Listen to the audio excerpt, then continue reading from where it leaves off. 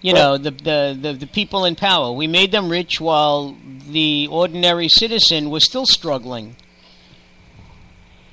Right. Well, listen, there was enough oil there to rich without us. Would you want to be President Obama in this environment? I mean, I can't imagine the stress and the strain that he's under.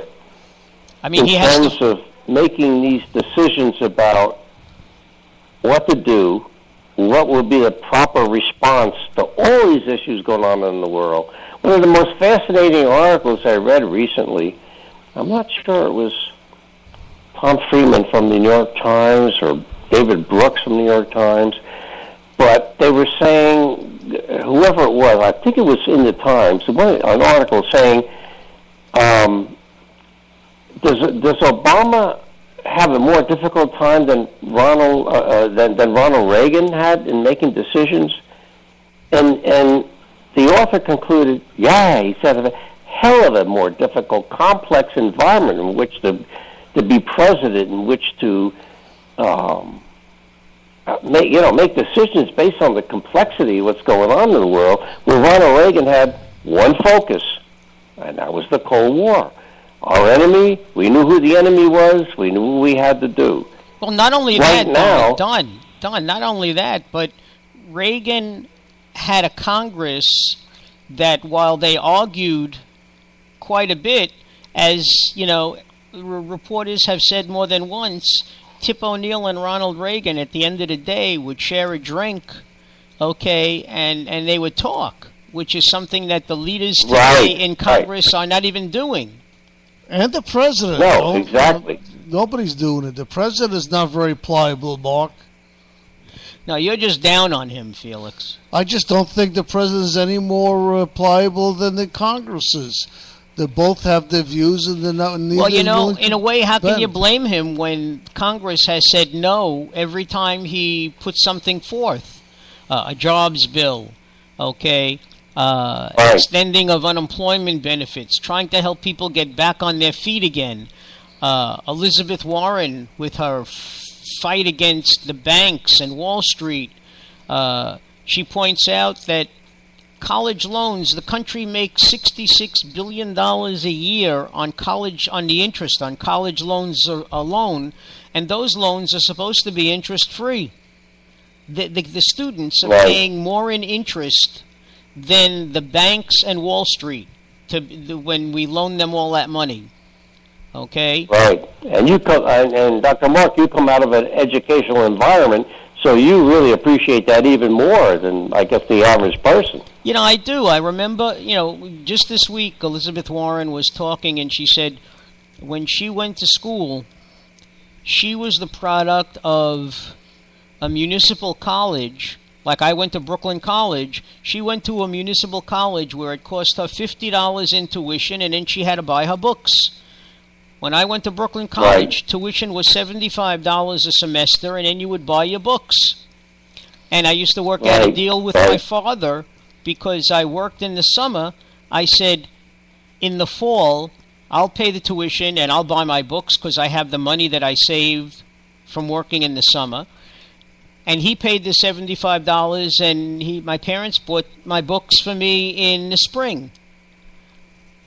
You know, but I mean now, even in a municipal college, and I'm talking now about Brooklyn, Queens, City College, the community colleges, it costs upwards of $3,500 to $5,000 for the year. Incredible. And to kids that don't have anything, that's a lot of money. And then when you go to state colleges, the average in a state college is about $13,000 without expenses. Right.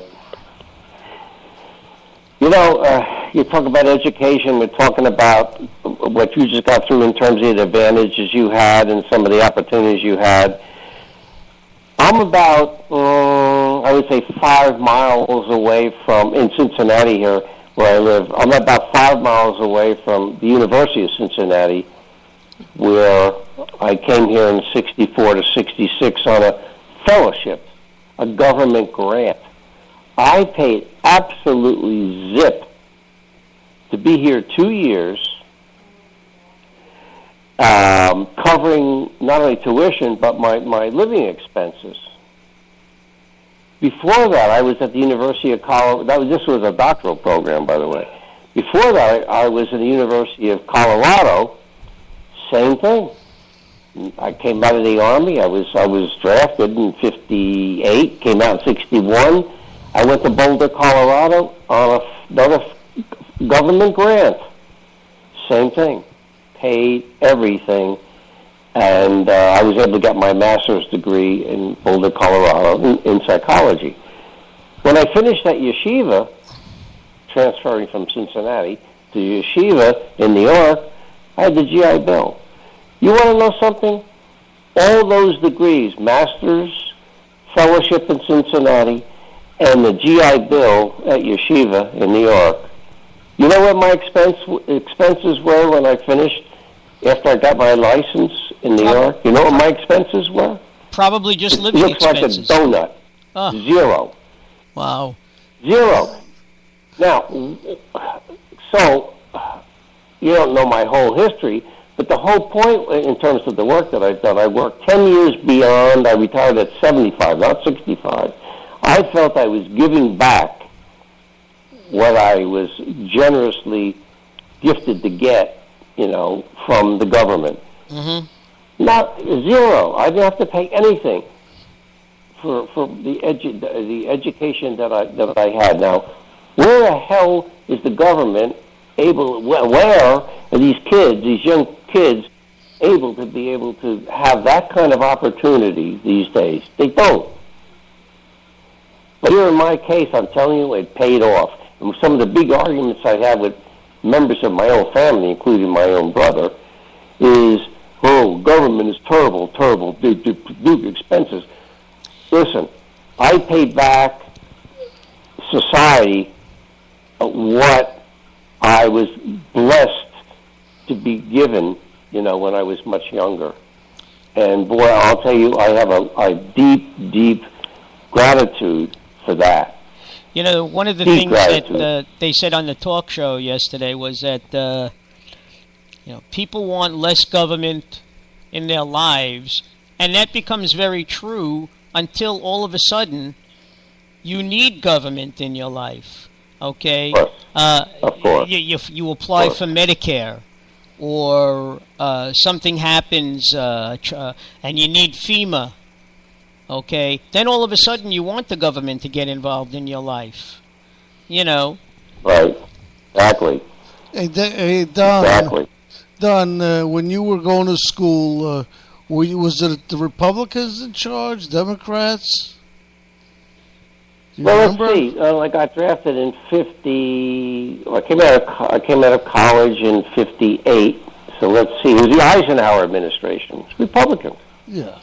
What was it? Eisenhower? Or was it? Yeah. It was Eisenhower. It should have been Eisenhower. Well, but don't forget the Eisenhower administration. With the only thing you had to worry about was the threat of nuclear war with Russia. Well, Sputnik. Okay. That was the Sputnik area. After Korea, there was no fighting at all. They were emphasizing education, supporting education. It was the Sputnik era. Everybody got scared, in '58 when Gagarin went up in space. Oh, what happened to America? We're behind.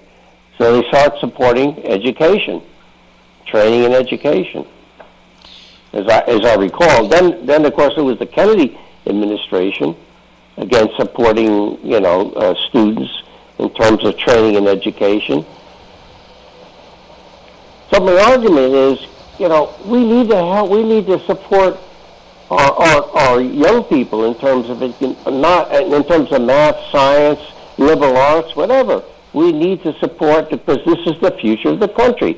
I lived through this. I knew what it meant for me to have the opportunity, coming from an immigrant background, Italian immigrant background, that my parents would have never been able to afford, for me to go through graduate school for so many years without working, because I went full time.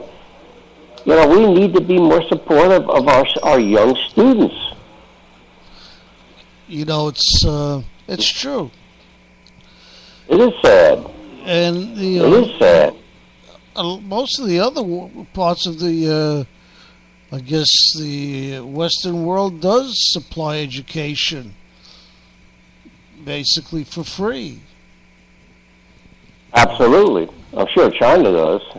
Of course, there's an issue there in China between supporting their brightest students and the ones that don't make it so well. They commit suicide, from what I understand. The family issue. It's a dishonor not to be able to do well in Japan or in China. But that's beside the point. I think the issue here is, I don't know whether it's Congress, Republican, issues with Democrats and Republicans, but we need to have our focus on the right priorities. And to me, not only is it healthcare, which I think we're doing a hell of a lot better, although you don't get this from the media, we're doing a hell of a lot better in terms of helping people in terms of healthcare. But I'm talking about education. I'm a good example of, I think, not to be boastful, I'm a good example of a person who was supported all the way through graduate schools and who ended up in a wonderful career, and I like to think who paid back, society and helped make a difference in the world. That's the way I look at my career, and that's why I'm so happy in my retirement. I'm able to retire and continue my studies, for that matter. Of course, I don't have to get paid for it. Dr. Don, you've lived on Long Island, so you know the taxes that are paid here. Every time a school budget comes up, I know my wife and I always vote in favor of it, while I know a lot of people who are of our age bracket that vote against it because they say, our children are grown. We have no more children going to school here. Right. But the bottom line is, how do you attract good teachers? You have to pay them. Right. And having been an educator myself, I know what it's like to be behind the eight ball and, not get anything as far as increases are concerned. And then what happens? The property value of your home goes down because the schools are no good. And nobody wants to buy your house. Okay? Right. So it becomes a vicious cycle. Well, people say to me, it's very interesting living in Cincinnati because a lot of people don't even know where Cincinnati is located, to tell you the truth. They think it's Cleveland or Indianapolis or somewhere in Oshkosh. But Cincinnati is a very, very cultured, fascinating place. And people say, what'd you move here for? I mean, you came from New York. What'd you move here for? They said, you have any idea what it costs to live on Long Island where I live? I was paying triple, quadruple in terms of taxes what I'm paying now where I live. And I live in a very nice, I would even say upper middle class area in the suburbs of Cincinnati, a wonderful area. I said, you have any idea the cost of living, the difference in it? Completely, well, New York is New York, I said, okay, I know what you're saying. It's a charismatic. It's the drumbeat. It's the pulse of our country. I worked in the city for 20 years. I understand that, but you know what? At my age, at this point, in terms of retirement, I cashed in. Cincinnati is a very cultured, it's an upbeat, friendly, warm town. I'm a walker, so I'm walking in the neighborhood. I can't believe people say, good morning, how you doing? The mailman going by waves at me. I can't believe it. I have to, Don, I have to laugh because the few times, my family and I have been outside of New York, either in the Berkshires. For those that aren't familiar with it, it's sort of like the dividing point between New England and New York. And, we'd be walking after dinner, as many people would do during the summer. And I smile at people and I say hello. My sons would say to me, you know them? And I would say no. You know them, right. Yeah. I said no. Because it's so strange to say